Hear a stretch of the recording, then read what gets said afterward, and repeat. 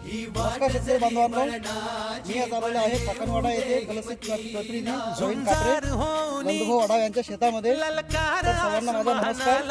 नमस्कार नंदुभाऊ.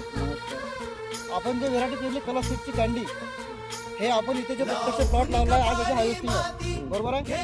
यामध्ये तुम्हाला अपेक्षित उत्पन्न किती आहे?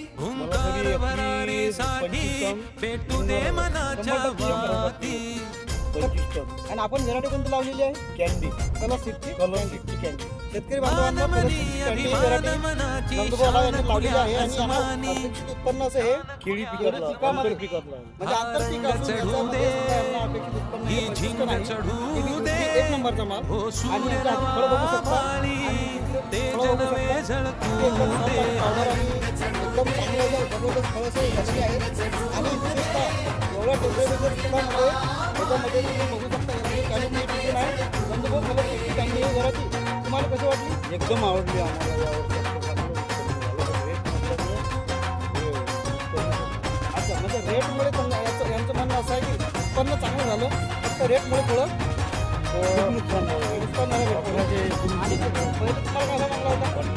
1800 रुपयाने मागितलं, दिला नाही. आज 850 रुपयाने दिलेला आहे. तर त्याच्यामध्ये लावली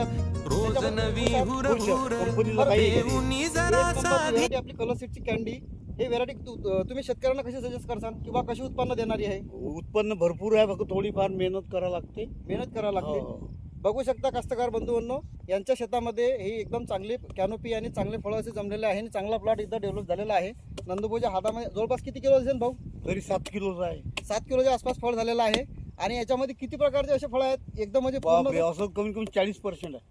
7 किलोचे 40% आहे आणि बाकीचे 5 5 किलोचे किलोचे 30% आहे. 30% आहे. 4 किलोचे बाकीचे 4 किलो. 3 किलो म्हणजे याच्यामध्ये जो 7 ते 7 किलोचा जो दाना आहे हा जास्तीत जास्त आहे आणि 5 किलोचा सुद्धा भरपूर याच्यामध्ये आहे.